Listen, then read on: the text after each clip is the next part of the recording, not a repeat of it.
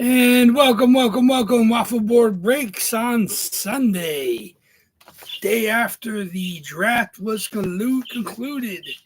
So we are officially in the off season completely. Obviously, the draft was a 2 day affair. I didn't watch much of the second day, just caught some of the highlights. There was a couple of names I was interested to see where they ended up, but most of it was the first day. Exciting to see these kids, the future of the league, where they ended up. If they ended up in a spot that seemed good for them. Obviously, you don't know, when they hit, whether it's 2 years, 3 years, 4 years down the line. You hope that the team is in position to help them succeed and have the teams get better. So obviously, it was interesting. It's the first time ever that three teams picked three times in the first round. I did not realize that. I knew a lot of teams had traded out for different reasons. Obviously, the Rangers gave their spot up that they had in the trade to get JT Miller. Tampa is always trading out their spots. I don't think they've had the spot from the first round pick from this draft for several years. I don't know if it was the Nick Paul deal or the maybe Brent Hale deal. God only knows. Like Brisbois is a magician. He's always swapping out the first round picks because usually Tampa drafts in the high teens to the mid 20s. I mean, that's the best case scenario. They're always, one of the top teams over the last decade. So I don't think it hurts you too much if you trust your scouting staff. You don't need a first round pick if you're not going to be in the top 15, 18 picks. There's some nice players in that top 15, 18 picks. Little mixture of everything. Mostly forwards. A lot of centers. A couple wingers. Obviously, the wingers had some attention. Obviously, they didn't go. We had more to him with the Philly. He's probably going to fit in well there. And then Eklund's brother from San Jose went to the Isle. I think it's 16 or 17. So those are the two highest wingers, I think. Everybody else was centers and some defensemen. Obviously, the first pick was Matthew Schaefer to the Isle, franchise type of defenseman, not a Cale Makar, Quinn Hughes point monster, but one of those all around, 3 zone, capable defenseman with some offense. You think along the lines of, Miro Heiskanen, Alex Pietrangelo, the way Jacob Slavin is shine down in Carolina. Those are the kind of players they hope him to develop into. Obviously, the Isles, traded out their best scoring defenseman, Dobson, because they weren't going to sign him. He got a big long-term contract with Montreal, so they used those 2 picks they acquired, 16 and 17, to take a defenseman that's probably going to be the darling of the fan base because he likes to hit. So if he's not going to be out of position, he's a capable all-around defenseman. He'll have some fans on the Isle. And obviously, Schaefer is their cornerstone defenseman now. With the first overall pick, and then Eklund they added. So it's obviously those players probably not close to being ready to play for the big team. I heard Schaefer might even go to school. I know Penn State seemed to be stacking their their roster this year. I think they're probably talking about next year's number one also going to Penn State. So the Penn State's got a pretty good thing to there. The Ohio's Potvin still suck. Hey, Potvin's in the boxes. He's in. He doesn't suck. Potvin's a legend. I mean, I don't think Matthew Schaefer is going to be Potvin. Potvin was a rare breed. He was like an even better, much better Hall of Fame better Shea Weber. Hall of Fame. Shea Weber's a Hall of Famer too. But he was like a Hall of Fame version of a Shea Weber. So he definitely had some thump to him, and he drew play as well. And obviously 4 straight cups. Can't deny Potvin was a legend. I enjoyed him when he was announcing, obviously for a couple years there. I think he was the Tampa's announcer, so he did good color. So, but it was a legend. But I mean, that's what Islanders are hoping. That they get that defenseman that's that caliber. They've been searching for them for quite some time. They have a couple players that were kind of close. Obviously, they had Chara at one point in time. They blew that. Obviously, then they had Brian Berard was there. So, again, he suffered several catastrophic injuries, and they've made some bad decisions over the years. But like I said, it's your team. Your team has to be able to move on from the big money bad contracts. I mean the Rangers. Chris Drury, you got to give him. He's part magician. He was able to somehow get rid of Trouba and Kreider. I mean they're fantastic Rangers for many years, but their contracts are starting to look like albatrosses, and he was able to convince Anaheim, who has $1 billion in cap space, to take both of them without retaining any of the salary and even getting stuff back. So Drury did a good job. I said Ricky D. That was right around the era when people were like, you know what? So drafting a goalie first overall is not a good idea. Giving him a 15-year contract is a worse idea. I think he's still getting paid. The way the contract was stretched out, I think he has one of those Bobby Bonilla contracts, and he's still gets like $1 million a year for the next 5 years. God only knows. I can't even remember what TPH Ricky D. So but goalies are first overall. That's long gone. Players. I mean, even if it's first round, I mean, you don't see him in the top 10 anymore. It's usually in the 20s. Even guys like Askarov and Wallstedt were taken in the teens or later, but there's never goalies in the top 10 anymore. I mean, I remember back when Jiggy was a top 10 pick. He ended up winning the cup, even though not with the team that drafted him, of course. But like I said, guys like Luongo is a top, for a top 5 pick, I think, when he was in the same draft. Was he in the draft with the Sedins? He might have been in the scenes. It might have been Oli Jokin in that draft, whatever that draft was. That was Bob Roberto Luongo definitely was, proved to be, valid to be that high, but it's tough. Goalies are tough.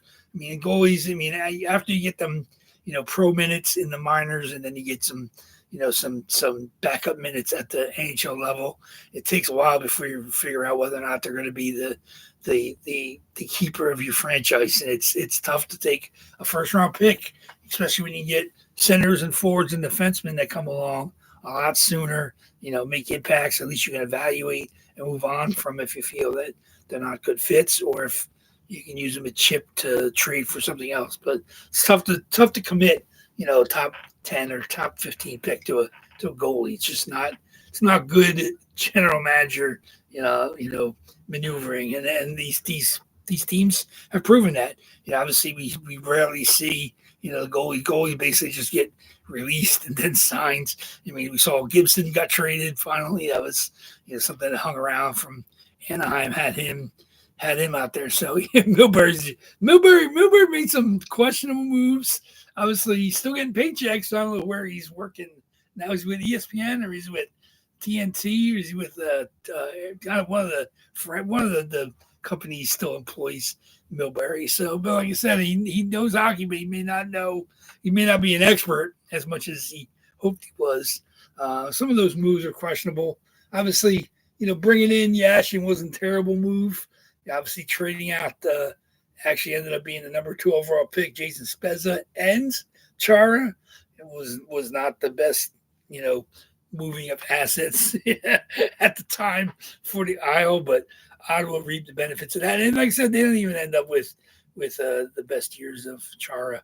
So then he ended up signing with Boston, I think, after he didn't keep him in Ottawa. But like I said, I mean, it's like I said, he was kind of a weird unicorn almost. Like, people didn't know what to think of him. He was an absolute monster on size, on the ice, and he was a pretty high pick with the Isles, but they couldn't figure out what to do with him, and they used him as a chip. And then he walked to Boston and he won cups. So I mean, obviously he's a legend, he's a Hall of Famer now. But he definitely, the draft's fun. Like I said, I like seeing the players get picked. I did not like the format this year. Like I said, as somebody that's attended a handful of drafts in person in the past, this was very much not fan friendly. Obviously, the players, the top 95, 100 players are there to get picked on both days, and fans are actually in the theater. But it was it was weak. I mean, like I said, wasn't as bad, of course, when they went during the pandemic to 100% virtual, but this was pretty weak. I mean, even some of the teams were like, we liked having the tables there in person. You see the wheels spinning sometimes, like they're on the phones back and forth. You see trades, being made. It just it loses that. When it's in the bowl of an arena.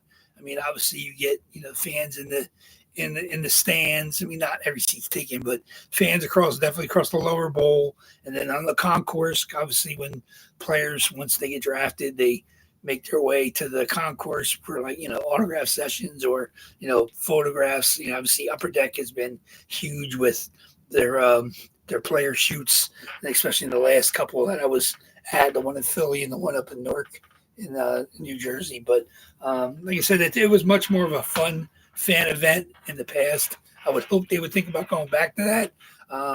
We'll see. I mean, there were some glitches. Obviously, Ottawa lost their sound at one point in time.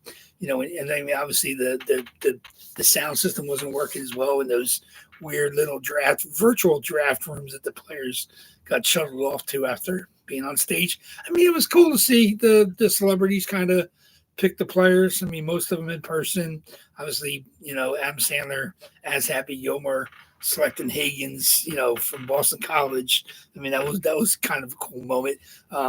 Looking at the stuff post draft, what the Anaheim did with McQueen, with helicoptering him into Disneyland, and obviously that was crazy. He obviously got the hit pose with Lightning McQueen, with McQueen having been drafted by the Ducks. Obviously, the Joshua Jackson and the girl from Mighty Ducks were the ones that made the pick. I mean, it was, like I said, obviously Anaheim is, the Ducks have always had kind of showmanship, part of their draft spiel, which is, but I mean, like I said, I mean, it had some sort of schmaltzy stuff to it, but it wasn't a total, fan experience that drafts have been in the past. So we'll see. Obviously, it was, a little more TV friendly, but I mean, if the teams are happy the way it went, they'll do it again.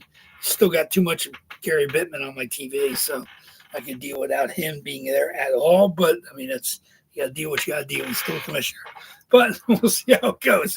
Like I said, today we got 38 boxes. We'll be down to 36 for Tuesday and 35 for Thursday. So spot prices won't change too much. Obviously, I try to treat you guys well. You guys got some great deals today. I mean, it was very light. Obviously, it's now going to the off season, so we'll see how we go going forward. Obviously, I have to load it back up for next Sunday. I'm going to do it again. Of course, we'll be down to 34 and 33 boxes next Sunday. So the odds will be getting better. It was a decent group. Obviously, people grabbed some people grabbed the unsold. So that boosted our numbers. We ended up with 14 different people. I think we had 5 people grab the unsold stuff. So about 9 different people grabbed spots on eBay. Of course, our regulars. I see Ryan S. is here and Shirley Mike A. Derek F. grabbed a couple unsolds. Ron's in from eBay. Steve S., of course, in eBay. Derek F. grabbed some. He grabbed the unsolds. Justin grabbed a spot in the unsolds. Thomas grabbed a spot on eBay and an unsolds. Ty grabbed an unsold. Big Al grabbed eBay spots. Nick F. grabbed an unsold. Anthony C. grabbed eBay spots. CK grabbed eBay spots. John R. grabbed eBay and an unsold, I think. Or he just had 2. Yeah, he grabbed one of each. Mike H. grabbed a bunch of eBay spots. So that gets us to 14. So thank you much, everybody. Appreciate the fast payments, unless I have noticed that otherwise. But thank you much. Get us into the books. Get the eBay spots done and paid for. So thank you. Like I said, I'll be getting up the spot price preview shortly after we're done tonight. We'll get ready for that. So everybody watching live or watching on a delay, look forward to seeing the everything else going up after I get the videos and stuff posted. As again, going forward, and it will remain so until it hits, the Shattenkirk is a trigger box. So we hit Shattenkirk, whether it's the first box or the second box, we will get a free box added to that. So just think, I mean, that's what we're doing. Shattenkirk is a trigger box. So basically, I'm giving away Shattenkirk, and whatever box we get after that is really what the box would be. So root for Shattenkirk. If you're not hitting your boxes, root for Shattenkirk, because that'll get everybody a chance at a free box. So we'll have one free box if Shattenkirk hits. So it could be 3 boxes we open today. Could be just the 2. So we'll see how it goes. But that will remain the rule until we hit it. So we can reload several times. If we don't hit Shattenkirk, we'll keep doing it. But Shattenkirk will remain the trigger box. Shattenkirk hits, another box will be randomed instead. So, but Shattenkirk, of course, will go to whoever has it. I think Thomas M has Shattenkirk tonight. So you guys root for yourself and root for Thomas M, because Shattenkirk hits. Everybody gets a second chance. So hole in 1 or 2, as they used to do on The Price is Right. So that's what we do if Shattenkirk hits. So, but other than that, like I said, everything is claimed and paid for, ready to go. We've had a pretty good run. We've hit some good stuff recently. Obviously, we hit the Ulrich Larson last Adidas Pro. Mike H was pretty good. He hit the Larkin and he hit the Pactine last week. I mean, we've had some pretty good stuff come out over the last week or so. So we'll see what comes out tonight. Rooting for everybody, not rooting against anybody. Love to see it. I was looking at the list actually just for a second. Looks like we have 9 of our 12 biggest hitters. Everybody with over 13 or more hits is actually here tonight. Then we also have Shirley Mike A with 10, Anthony C with 8, Ryan S with 7. The only other 2 people that have not hit yet are John R, who's visiting us from over at Big Al's, and of course Justin W, who's been grabbing the Georgiev spot. So those 2 have not hit yet. So if you're not rooting for yourself, root for them to be a first-time hitters. But we'll see what comes out tonight. Like I said, I'm not rooting for or against anybody, but I love all you guys. So we'll see what comes out tonight. So let's get my randoms ready. Let's get this going. 2 boxes. Like I said, no hockey right now. I think on the 1st is the opening of free agency. I know there's been talks about some deals and some offer sheets being done in the dark, and talks about tampering, and there's all kinds of stuff. But of course, it's easy to make a deal if you're kind of doing it in the backroom stuff. But I think that the 1st of July is the free agent period. So we have one more day before that happens. We'll be breaking Tuesday night, so I'm sure there'll be some signings to talk about, because there's some heavies that are going to be moving addresses. A couple of big names have signed already. Obviously, the Conn Smythe winner, Sam Bennett, got a long-term deal in Florida. But nobody else is really. There's a couple big names that we expect to be moved. And, of course, there might be some trades, and some of them will be sign-in trades. Like the Dobson was kind of a sign-in trade because they dealt him and they signed him long-term. So I'm sure they had that contract in place before the deal went into effect. So Shirley Magay is not in last place. Shirley Magay is 10 hits. But of the people that are here tonight, you're in the bottom 3rd. So you got 2 guys who haven't hit yet, and then Ryan's still behind you, and Anthony C is still behind you, but Shirley's right there ahead of him. But everybody else, the other 9 people that we have in the break tonight have all hit 13 or more. So you got to catch up to them. So root for Shirley to try to climb the charts to get back into the top echelon. So we'll see how it goes. So let's get my dice roller and my lists. Let's get this going. Okay. We got. Let's do this here.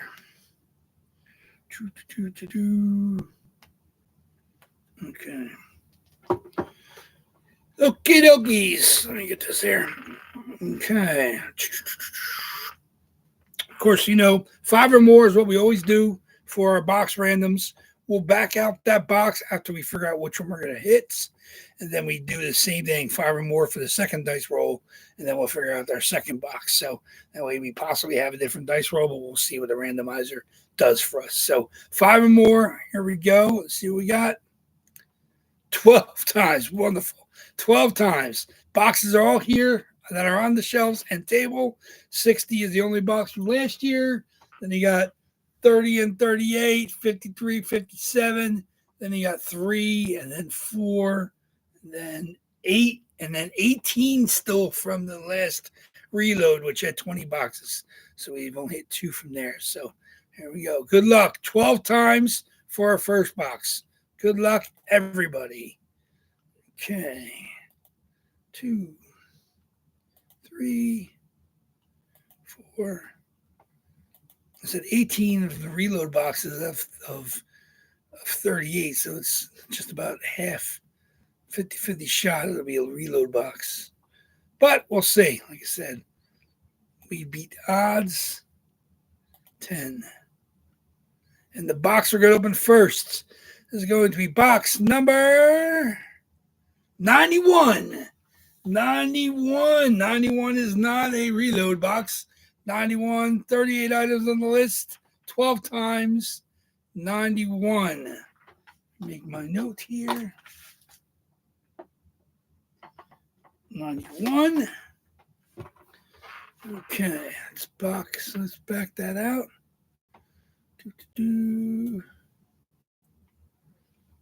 Okay. 91 it is. Okay. We can roll again.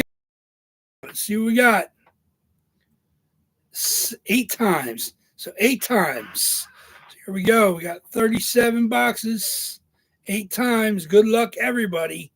1, 37. 37 it is. 2, 3, 4, 5, 6, 7.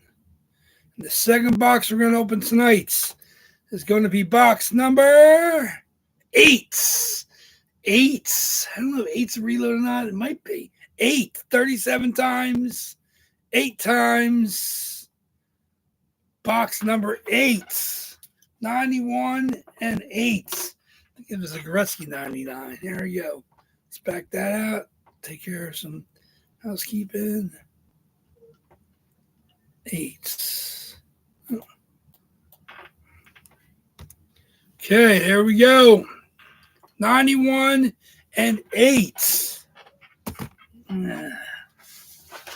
Let's see what we got. Let me get my list. 8. 91. Okay, Shattenkirk is not in play. So just 2 boxes tonight. 91. Of course, 91's got the sticker on it. 8. 8 does not. Those bird feathers all over the floor.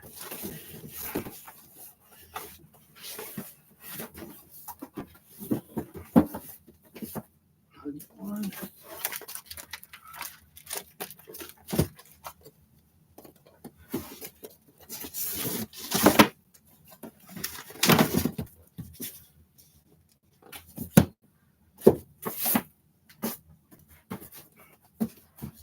Okay. 91 and 8. Okay, especially the last 2. Not this, no, so nothing from this most recent reload, from the 2 before. So good luck, everybody. We got 91 first, and then 8. Okay. Go Shirley Mike A. Shirley is not in last place. Shirley Mike A. 91 and 8.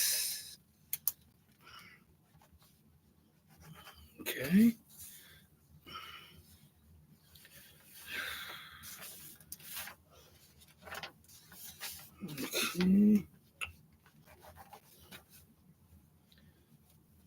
Okay. Good luck, everybody. Box 91. See what we got. Our first post-draft box. What's it going to be? 91. Show us what you got. Woo! Some nice Adidas. Obviously, he's not here anymore. It's a beautiful jersey, though. How you like that? Jacob Markstrom, Adidas, East Coast, Calgary Flames. Absolutely beautiful Flames jersey. Jacob Markstrom. Look at that. Fight strapped, of course. Love the Adidas Calgary Flames.